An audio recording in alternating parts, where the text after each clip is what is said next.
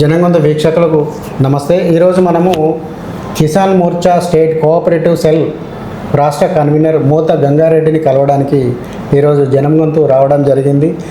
రాష్ట్రంలో ఏదైతే దాదాపు సంవత్సరము దాటిపోయి అంటే దాదాపు 14-15 నెలలు గడుస్తూ ఉందో కాంగ్రెస్ ప్రభుత్వం ఏర్పడి, అంతకుముందు టీఆర్ఎస్ ప్రభుత్వం ఉంది. టీఆర్ఎస్ ప్రభుత్వ పాలనా వైఫల్యాల నుండి కాంగ్రెస్ ప్రభుత్వం ఏదైతే వచ్చిందో రేవంత్ రెడ్డి ఆధ్వర్యంలో జరుగుతున్న ఈ ప్రభుత్వ పనితీరు ఎలా ఉంది, అదేవిధంగా బీజేపీలో కూడా 8 మంది ఎమ్మెల్యేలు 8 మంది ఎంపీలు ఉన్నారు. వీరందరి పనికి గత ప్రభుత్వ పనికి తేడాను ఎలా ఉంది మనము గమనించడానికి ఈరోజు మాట్లాడడానికి మోత గంగారెడ్డి గారిని కలవడానికి వచ్చాము. నమస్తే అండి గంగారెడ్డి గారు. ఇప్పుడు ఏదైతే నియంతృత్వం నుంచి ప్రభుత్వం నుంచి కాంగ్రెస్ ప్రభుత్వం అధికారంలోకి రావడం జరిగిందో రాష్ట్రంలో, గతంలో జరిగిన వైఫల్యాలు లేదా ఇప్పుడున్న ప్రభుత్వం ద్వారా ఏర్పడుతున్న వైఫల్యాలు మీరు ఏ విధంగా చూస్తూ ఉన్నారు? ఒక రాష్ట్రంలో ఉన్న ప్రతిపక్ష పార్టీగా ఏ విధంగా చూస్తున్నామంటే పేన మీదకే పొయ్యిలో పడ్డట్టు ఉంది. అప్పటికి ఇప్పటికి వచ్చింది మొత్తం ఏంటి అంటే అప్పుడు కొన్ని అబద్ధాలు ఆడండి కావచ్చు, అబద్ధాలు ఆడినా కానీ కొన్ని పనులు చేసిండు. ఈయన మొత్తం అబద్ధాల అడుగుజాడల్లోనే నడుస్తుంది ఈ గవర్నమెంట్. 100% మొత్తం ప్రతిదీ అబద్ధాలే, ఏది మాట్లాడినా అబద్ధాలే. రుణమాఫీ అన్నాడు, అది సగం కాదు చారణమందం చేయలేదు. అయినా కదా రుణమాఫీలు చాలా మంది రుణమాఫీ అయిన అలా ఉదాహరణకు నేను ఒక్కడిని 2,87,000 నాకు లోన్ ఉంటే వీళ్ళందరూ ఏమన్నారంటే ముఖ్యమంత్రి అన్నాడు, ఎవరు ఈయన పేరేంది, అగ్రికల్చర్ మినిస్టర్ చెప్పిండు, ఉత్తమ్ కుమార్ రెడ్డి చెప్పిండు, వీళ్ళ ఇరిగేషన్ మినిస్టర్ చెప్పిండు, వీళ్ళు అందరు చెప్పిండు ఏంటి అంటే మీకు 2 లక్షల పైబడి ఉన్న అప్పు కట్టుకున్నాను, నాకు మాత్రం 87,000 ఉంటే నేను 87 లక్షల వరకు మాఫీ చేస్తానంటే 2 లక్షల వరకు మాఫీ చేస్తామని చెప్పారు. అందుకే నేను మీద 87,000 ఉంటే కట్టేసిన. నా అటువంటి వాళ్ళు ఎందరో బలైపోయినారు, లక్షలు కట్టేసిన వాళ్ళు కూడా ఉన్నారు. ఇది వచ్చింది వాళ్ళకి మళ్ళీ అదే అబద్ధం ముచ్చట. అప్పుడు మేము అనలేదు, ఇప్పుడు అనలేదు, అది మా ఏంది మేనిఫెస్టోలో లేదు, మేము అన్నకాడికి ఇచ్చేసినామని. అన్నకాడికి ఇచ్చేసినా కానీ టోటల్గా రుణమాఫీ చేయాలంటే దాదాపు 45,000 కోట్లు రుణమాఫీకి అవసరం పడుతుంది. ఇతను ఇచ్చిన గారు ఇచ్చినవి 18,000 కోట్లు. 18,000 కోట్లల్లా 7,000 కోట్లు రైతు భరోసా మాఫీ అవి ఇయ్యక ఇలా కలిపే ఇచ్చింది గందే అన్నట్టు. మళ్ళీ సెకండోసారి ఇస్తుండు. ఇప్పటికీ 3 ఎకరాలు 4 ఎకరాల వరకే పడ్డాయి. 4 ఎకరాలు అయినా పడలేదని కూడా నిన్న కూడా ఒక అతను చెప్పిండు నాకు. ఇట్లా నడుస్తుంది ఈ ప్రభుత్వం, మొత్తం అబద్ధాల మీద. ఒక్కటి ఏంది అంటే ఆర్టీసీల బస్ ఆడోళ్లకు ఇచ్చుకుంటూ రోజొక లొల్లి, రోజొక ఇది కూడా తప్ప ఏం అలా కూడా ఏం లేదు. మహిళలకు కూడా కొంతవరకు ఉపయోగం అనుకోవచ్చు కదా. మహిళలకు ఉపయోగం అంటే మహిళలు ఇప్పుడు ఏం చేస్తున్నారు కన్నా, ఆ ఉపయోగం కాదు, ఉన్న పని విడిచిపెట్టుకొని తిరగడానికి మొదలుపెట్టి యాత్రలు. అవును, ఇప్పుడు యాత్రలు అనేది కంపల్సరీ దాన్ని ఉపయోగించుకుంటున్నారు. ఇది ఆంధ్రాలో వరకు ఎక్కడ ఎంతవరకు ఉంది, ఎవరికైనా పని అనేది జిల్లా లెవెల్లో ఉంటుంది. ఈ మన జిల్లాలో ఏటైనా పోయిరాని అది ఉచితం ఇచ్చినట్టయితే అది 100% దానికి మనం యాక్సెప్ట్ చేయవచ్చు. ఇక నువ్వు తిరిగి వస్తుంటే అసలు ఇక మొగోడు పోయి అందులో నిలబడు, 80 ఏళ్ళ వాళ్ళని కూడా నిలబెట్టడం, వృద్ధుల దానిలో కూడా వాళ్ళే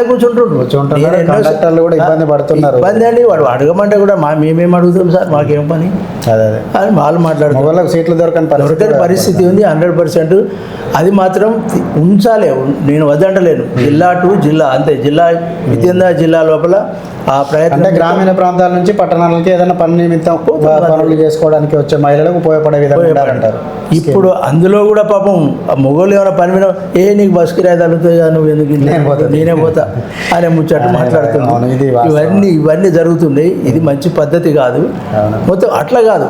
ఇప్పుడు ఆధార్ కార్డు అనుసంధానం చేసి ఈ బస్సులో ప్రయాణం చేసేదానికి చేసినప్పుడు అది ఏమవుతుంది అంటే ఒక్కొక్కరు 80,000 నౌకరుగాళ్ళు, ₹1,00,000 నౌకరుగాళ్ళు, టీచర్లు రోజు పోయి అప్ అండ్ డౌన్ 100 కిలోమీటర్ల దాకా పోయి వస్తుంది. ఇది అంతవరకు సమంజసం. మరి పైసలు లేని వాళ్ళు పోయిన అంటే అది ఏమైనా లెక్క ఉంటుంది. కానీ అంటే ఇప్పుడు మీరు కిసాన్ మోర్చా కోఆపరేటివ్ రాష్ట్ర అధ్యక్షులు కదా, గతంలో రైతులకు ఐకేపీ సెంటర్లు కానీ ధాన్యం సెంటర్లు కానీ దాదాపు 10 కిలోల వరకు కోతలు పెట్టేటి మిల్లులు. అంటే ఇది కొంతవరకు తగ్గినట్టుగా కనిపిస్తుంది కదా. మరి ఎప్పుడు మీరు అనేది ఆయన గత టీఆర్ఎస్ టీఆర్ఎస్లో ఉన్నప్పుడు నేనే అప్పుడు అంటే ఇప్పుడు తగ్గింది అని నేను అంటున్నా ఆ వ్యవస్థ తగ్గలే ఇప్పుడు నిన్న ఒక 2 పంటలు అయిపోయినాయి. వీళ్ళు కూడా వీళ్ళు కూడా వాళ్ళతో మిల్లర్లతో కుమ్మక్కాయ వీళ్ళు వేసే నాటకాలు వీళ్ళు కూడా చేస్తుండ్రు. అప్పుడు చేసిండ్రు కానీ అంతగానం దోపిడీ. గత బీఆర్ఎస్ ప్రభుత్వానికి ఇప్పుడున్న కాంగ్రెస్ ప్రభుత్వానికి పాలనాపరమైన తేడాలు మీరు ఏం గమనించారు? ఏం గమనించామంటే అప్పుడు ఉన్న బీఆర్ఎస్ గవర్నమెంటు ప్రజల గొంతు నొక్కింది. తెలంగాణ కొరకు ఎవరు సాహసోపేతం చేసిండ్రో వాళ్ళను కూడా పైకి రాకుండా చూసింది. మొత్తం అప్పుడు క్రైమ్ రేటు లేదు కావచ్చు కానీ మొత్తం పాలనా విధంగా మాత్రం ఎవ్వరికి స్వేచ్ఛ అనేది లేకుండా చేసి వాళ్ళ ఒక కుటుంబ పాలన నియంత్రణగా. అప్పుడు స్వేచ్ఛ లేదని చెప్తున్నారు వాళ్ళు బీఆర్ఎస్ ప్రభుత్వంలో స్వేచ్ఛ ఎవరికి లేదు. మరి ఇప్పుడున్న కాంగ్రెస్ ప్రభుత్వం కాంగ్రెస్ ప్రభుత్వం ఏం చేసిందంటే అంత విచ్చలవిడిగా స్వేచ్ఛ అనేది వీళ్ళ మీద అడుగు పెట్టడం అనేది కాకుండా విచ్చలవిడిగా విడిచిపెట్టే వరకు మొత్తం ఎక్కడిదక్కడ కూడా పాలనాపరంగా క్రైమ్ రేట్లే కానీ హత్యలే కానీ మానభంగాలే కానీ మర్డర్లే కానీ పెరిగిపోతున్నాయి విచ్చలవిడిగా. ఒక వీళ్ళు ఇచ్చేది కూడా ఒక మతతత్వం అని బీజేపీ అనుకుంటూ ఒక మతానికి వీళ్ళు కొమ్ము కాసుకుంటూ వాళ్ళతోనే అరాచకాలు ఎక్కువవుతున్నాయి. వాళ్ళతోనే ఈ క్రైమ్ రేట్ కూడా పెరిగిపోతుందని చెప్పక తప్పదు. మరి అట్లాంటప్పుడు క్రైమ్ రేట్ పెరుగుతుందంటే ఇప్పుడు స్వేచ్ఛ ఇస్తే క్రైమ్ రేట్ పెరిగింది అన్నారు మీరు. మరి అదే ఇప్పుడు మీ భాజపా ప్రభుత్వం ఉన్న రాష్ట్రాల్లో కనుక చూస్తున్నట్లయితే ప్రభుత్వాలే బుల్డోజర్లు తీసుకొచ్చి వాళ్ళ ఇళ్ళు కూడా పడుతున్నాయి కదా. వాళ్ళు ఇల్లు కూడా కొడుతున్నాయంటే వాళ్ళు చేసిన అరాచకతలు వాళ్ళు హిందువులను ఊచకోత కోతురు కాబట్టి అక్కడ అట్లాంటి సంఘటనలు ఆయన చూడలేక అక్కడ గవర్నమెంట్ ఏది ఉందో అక్కడ స్ట్రాంగ్. అంటే ఎవడైతే తప్పు చేశారో వాని లెవెల్ కొడుతున్నాయని మీరు సమర్థించుకుంటున్నారా అని నేను అంటాను. 100% ఎందుకు ఇప్పుడు తప్పు చేసిన శిక్ష పడాలి కానీ ఇప్పుడు తప్పు చేయని శిక్ష అయితే కూడా అది కూడా బాగున్నది కదా. ఎవడు క్రైమ్ చేస్తుంటారో వాడిని ఇది చేయాలి. అది మాత్రం అది 100% జరగవలసిన కాడ అట్లా జరుగుతుంది. ఇంకా కూడా ముందు చాలామంది హిందువులు కూడా ఒక మెలుకలోకి అత్తుండ్రు. వాళ్ళు ఏం చేయాలి అసంటి వాళ్ళని వానికి ఎద్దు ఉండదు వ్యవసాయం ఉండదు.